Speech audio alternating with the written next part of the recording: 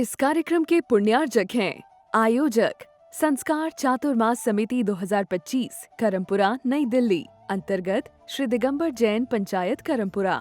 संरक्षक श्री सतीश जैन, अध्यक्ष श्री सुंदरलाल जैन, उप प्रधान श्री महेश जैन, उप प्रधान श्री महिपाल जैन, महामंत्री श्री देवेंद्र कुमार जैन, कोषाध्यक्ष श्री सुशील जैन। कार्यकारिणी सदस्य श्री प्रदीप जैन, श्री घनश्याम जैन जी, श्री संजय जैन सीए, अरविंद जैन, मोहित जैन, राहुल जैन, निखिल जैन। सौभाग्य युवा मंडल करमपुरा अध्यक्ष अंशुल जैन, उपाध्यक्ष आयुष जैन, सचिव अभिषेक जैन, कोषाध्यक्ष असीम जैन। विनीत सखी महिला मंडल करमपुरा नई दिल्ली अध्यक्ष श्रीमती अनिता जैन, उपाध्यक्ष श्रीमती ऋतु जैन, मंत्री श्रीमती संगीता जैन, कोषाध्यक्ष Shrimati Sunita Jain. Vineet DLF capital green Motinagar सौभाग्य युवा मंडल करमपुरा श्री अचल जैन। अरे जय जय गुरुवर भक्त पुकारे, आरती मंगल गावे, करके आरती सौभाग्य सागर की ओघत में नच जाए। गुरुवर के चरणों में नमन, ऋषिवर के चरणों में नमन। हो दमो नगर में जन्म लिया के धन्य है रेखा माता, दमो नगर में जन्म लिया के धन्य है रेखा माता। नगर में सब जन मंगल गावे, फूले नकी समावे, आरती कर सौभाग्य सागर की ओघत में नच जावे। गुरुवर के चरणों में नमन, ऋषिवर के चरणों में नमन, गुरुवर के चरणों में नमन, ऋषिवर के चरणों में नमन। ये धरती ये अंबर ये दरिया समंदर, ये धरती ये अंबर ये दरिया समंदर, ये दिलकश नजारे सभी है तुम्हारे। नमो नमो नमो नमो नमो नमो नमो नमो नमो नमो नमो नमो। हो लाल पीले रंगों से सजी नागरिया रे, और धरती ये कैसी हरिया।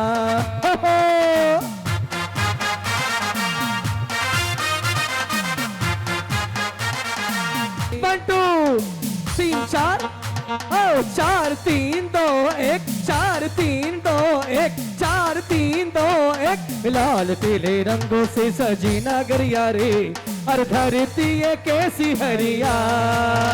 ओ 4 3 2 1, 4 3 2 1, 4 3 2 1। ओ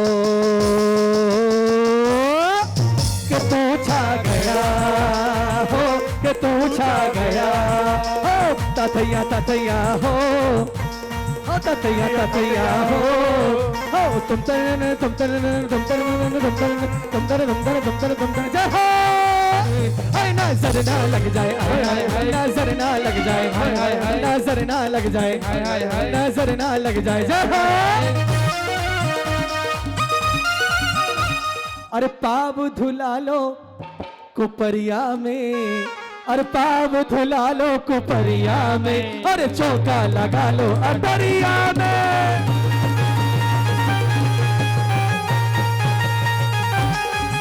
महाराज भरत अपनी पटरानी सुभद्रा के साथ, अपने सभी राजा महाराजाओं के साथ राज दरबार में पधार रहे हैं।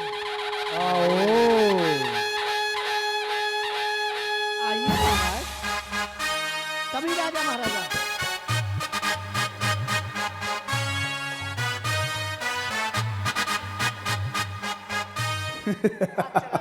हे दीनबंधु दीनानाथ, हे प्रजा वत्सल, हे नरोत्तम, जिस राज्य में आप जैसा राजा हो, भला उस राज्य की राज्य व्यवस्था के बारे में तो कहना ही क्या। हे महाराज, आपके राज्य में आर्थिक रूप से, सामाजिक रूप से, बौद्धिक रूप से और धार्मिक रूप से सर्व रूपेण प्रसन्नता ही प्रसन्नता है।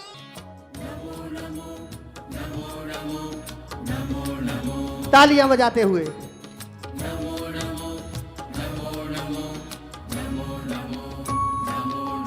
नमोकार मंत्र है न्यारा, किसने लाखों को तारा। इस महामंत्र का जाप करो, भवजल से मिले किनारा। नमो अरिहंताणं, नमो सिद्धाणं, नमो आयर्याणं, नमो उवछायाणं।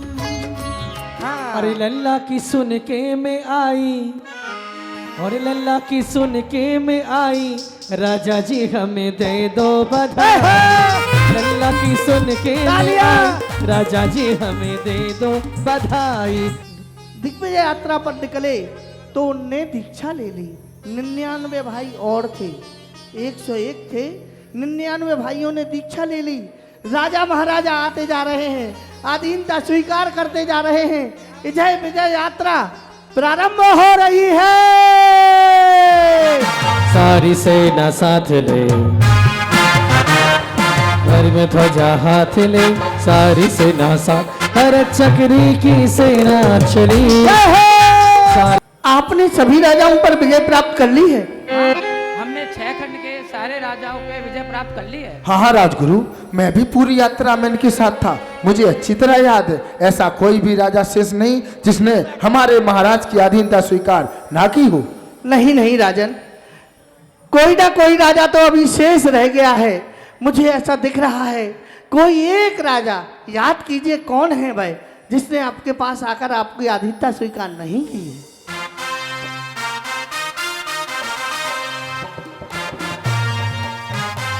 सावधान, होशियार, राज्य की सुप्रसिद्ध नित्यांगना महाराज बाहुबली के राज दरबार में भक्ति नृत्य करने आ रही है। किया है ना जाने कैसा जादू, किया है ना जाने कैसा जादू, हुए हैं हम गुरुवर के दीवाने। पलकों का घर है जिसमें गुरु को, पलकों का घर है जिसमें गुरु को सदैव रहते हैं हम बसाए। सौभाग्य सागर को हमने देखा, हमें नजर प्रभु महावीर आए।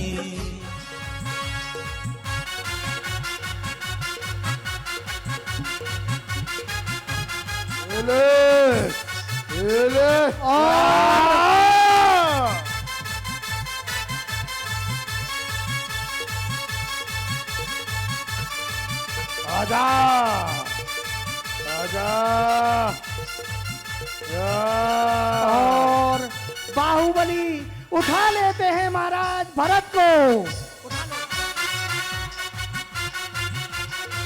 ओ ओ ये मैं क्या कर रहा हूँ? यदि अपने भाई को मैं भूमि पर गिरा दूंगा, उनका सारा सम्मान चूर चूर हो जाएगा। नहीं चाहिए राजपाट, मैं छोड़ रहा हूँ भाई को।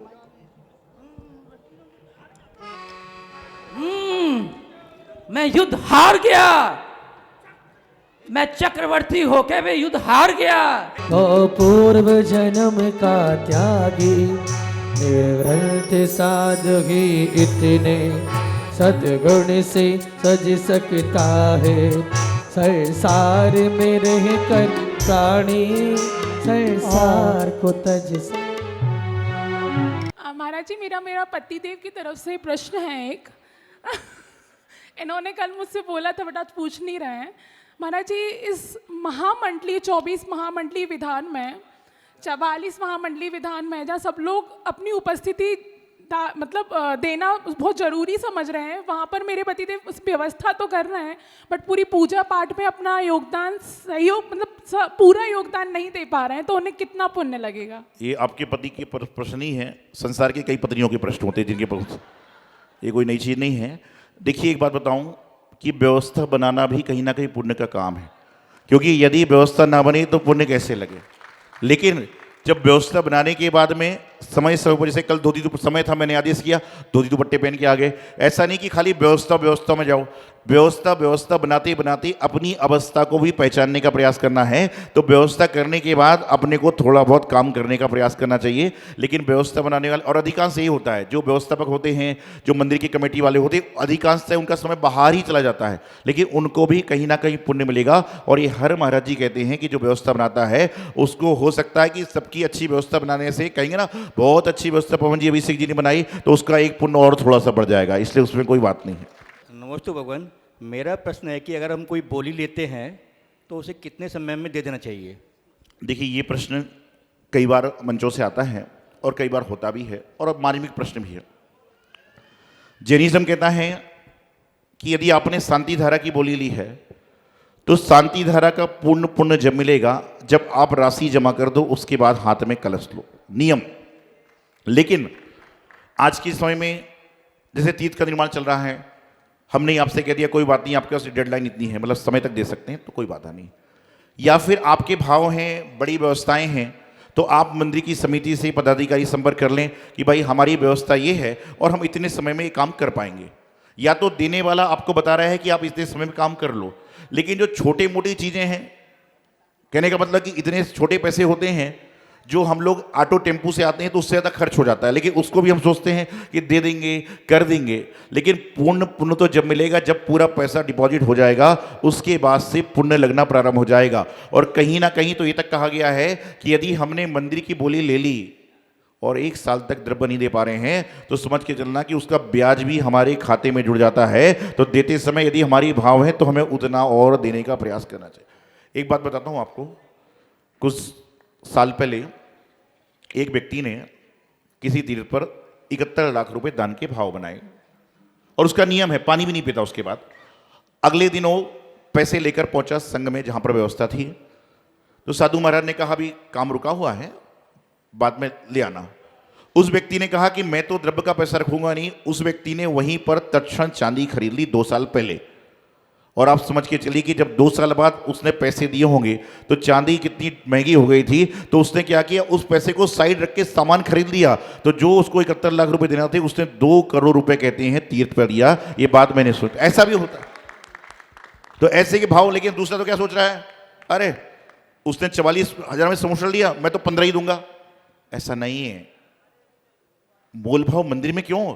एक कपड़े की दुकान नहीं है, ये सब्जी भाजी की दुकान नहीं है। अभी ये जितने लोग गलत काम करते ना कि मेरा चाचा के समोसे में बैठ जाऊंगा, अगले बार चाचा का शादी का कार्ड आएगा तो भी तू साथ में जाना कि मैं चाचा की शादी के कार्ड में जाऊंगा साथ में। शादी के कार्ड में तो मैं जाऊंगा नहीं, मेरे बहन को बुलाया, मुझे बुलाया क्या? और समोसा में मेरा ताऊ है, मेरा काका है, मेरा चाचा है, क्या है? अरे तुम इतने गए बीते हो गए कि मंदिर में सामग्री भी दूसरे के नाम की चढ़ाने वाले हो, कि दूसरे के नाम का समोसा है उसमें सामग्री चढ़ा रहे हो तुम। क्या हो रहा है संसार में?